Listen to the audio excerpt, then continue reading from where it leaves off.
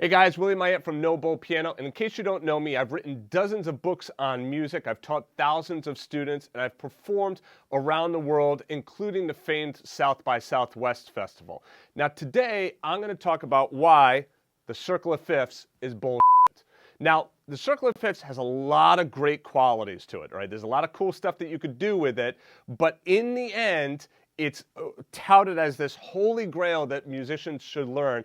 And I'm going to tell you why it's not all that. What is a circle of fifths? All right, circle of fifths goes through all 12 major and minor keys, also shows you your key signatures, shows you dominant motion, shows you motion by fifths, and we'll get into all of that. The first thing that it's great for is that it is a great practice tool. So when you're looking at the circle of fifths, you can kind of see all of your keys here. So if you want to go through and practice your scales, you could start on, the key of C, then go to G, then D, then A. You can also see that it shows you, your sharps and your flats, your key signatures. So it's an easier way to be able to visualize that. But again, there are other ways and actually better ways of being able to do that. It allows you to visualize dominant motion. Dominant motion is when we have a dominant chord, where does that dominant chord want to naturally resolve? So if we take a look, you see here I have C circled, right? This C, if I made that C instead of playing it as a triad, right? If I played it as a dominant seventh chord, it would resolve nicely to F. Okay, so C7 resolves to F. Now, let me tell you the powerful trick here. So, let's say that I want to find, okay, I'm playing, a song and it's in the key of G. Well, what chord can I precede that G chord with? What dominant chord can I precede that G chord with? Well, all I do is I go clockwise on the circle of fifths. So if G is my target, right, I'll just move this one over. G is going to be my target. So then I'm just going to take this and I'm going to move this right to D. Okay, so now if I have G, I can go to a D7 and then back to my G. Okay, so I could go back and forth between those two chords as well. So the circle of fifths makes it a little bit easier to be able to visualize that. But again, there's a better way. We can visualize 2-5-1 motion. Now the circle of fifths is actually really good for visualizing 2-5-1 motion. So again, what is 2-5-1 motion? So if I'm in a key of C, that's D minor 7 to G7 to C major 7. Basic voicing scale, right? And if I'm in the key of F, that'd be G minor 7 to C7 to F major 7th. Okay, it's a very common progression in jazz, all right, and it's very easy to see in your circle of fifths. So again, F is my target, so all the way over to the left here, right? C is the 5 chord, and then G is the 2 chord. So this would be 2, 5, 1. G would be my 2 chord, 2 minor 7, C7 is 5, 7, and it resolves to F. Now, if I want to do that somewhere else, let's say I wanted D to be my target. Well, again, D is the 1 chord, A would be the 5 chord, E would be the 2 chord, all right? 2, 5, 1, all right? So you can see it's pretty easy in the circle of fifths to be able to visualize that, but again, there is a better way. You can learn your tritone substitution. So in tritone substitutions, that's where we go something like that. So rather than going D minor 7, G7, C, we go D minor 7, D flat 7, and then to a C, right? So I'm playing a little bit more advanced chords right there. But let's talk about what this looks like. So here's our 2-5-1, right? The D, the G to the C. D minor 7 to G7 to C major 7. So if you go right across, okay? So if you go right across the circle of fifths, that's your tritone. So rather than playing G, I play a D flat. So I go 2, instead of playing G, I go to D flat, and then I go to C. So it'd be D minor 7, D flat 7, down to C major 7th.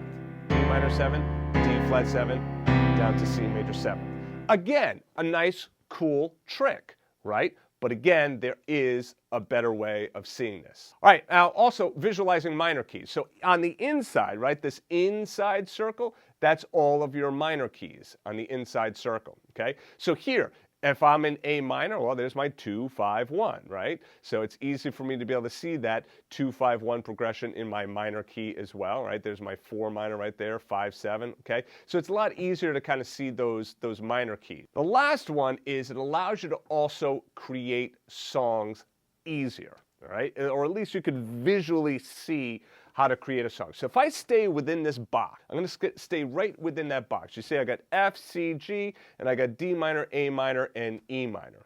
One thing that you can also find very easily is your 1, 4, and 5 chords in any key. So if I have, again, the key of C here, if I go to the left, that's my 4 chord. If I go to the right, that's my 5 chord. So 1, 4, 5, all right?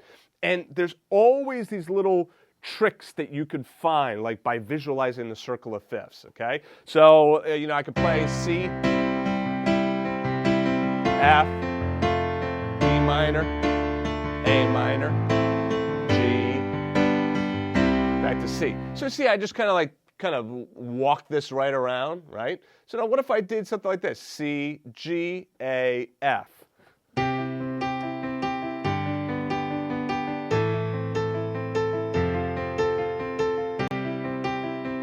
That's pretty cool, right? So I mean, like 1, 5, 6 minor, 4,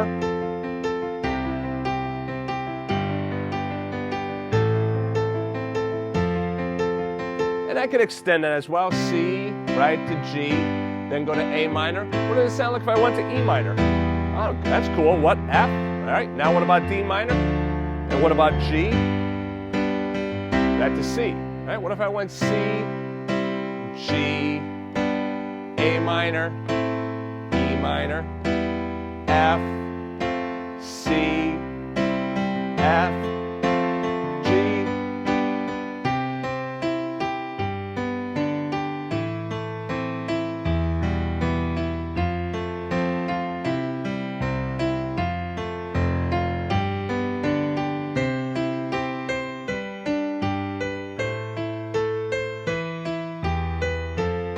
Right? Canon and D right there.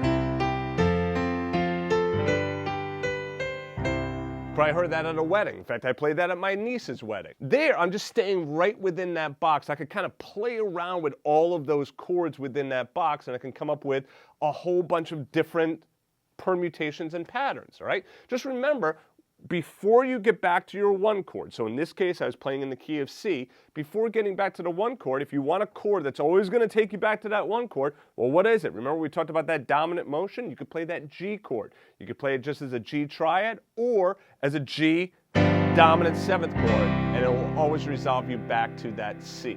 All right, so why isn't this the greatest tool that's ever been invented? Well, the reason is, do you remember this right here? This is your times table. You probably learned this in school. It worked, right? It was good. I mean, let's face facts. I mean, like, be able to go 2 times 2 is 4, 2 times 4 is 8, and so forth. Like, be able to have that grid and you memorized it, right? But you probably didn't just learn by just memorizing this grid. There's a difference between rote learning and practical learning. Rote learning is when you just memorize a chart or where to put your hands, and it's very visual and very kinesthetic. That means that it's like you're always like kind of having to look or you're kind of having to feel. We really want to dig into music. I mean, have you asked the question, why am I not further along in the piano? I'm sure I'm not the first YouTube video that you've taken a look at on playing the piano or the circle of fifths. So why is it that you're not further along? And the reason is that we get so much into this rote learning in which you're just trying to learn these patterns and everything. Just show me, just show me, just show me. And guess what? Go to someone else, all right? I want you to learn. I want you to understand so that you know how to recreate this stuff. And that's what practical learning is. It's learning the structure of music so you can create and recreate. So that means when you hear something, you could actually listen to it and you start to more understand the theory behind it. All right, so I said that there's a better way, right? So what exactly is this better way? It's your major scales. It's your diatonic harmony, all right? I'm not going to go through that in this particular lesson. I'm going to do that in a different video. So make sure that you take a look at my channel and also make sure that you subscribe and turn on a notification so that you know when I come out with a new video, all right? So I will be coming out with another no bowl piano video very, very soon, and I'm going to explain how to practically use your major scale, and then we're also going to talk about diatonic harmony as well. All right, so without further ado, go back to No Bowl Piano. Put in your name, email address there. I'd be happy to give you that Circle of Fifths chord chart. You can download that and download some of my other music as well. No charge. Just go back to No Bowl Piano, and I'm going to see you in the next lesson.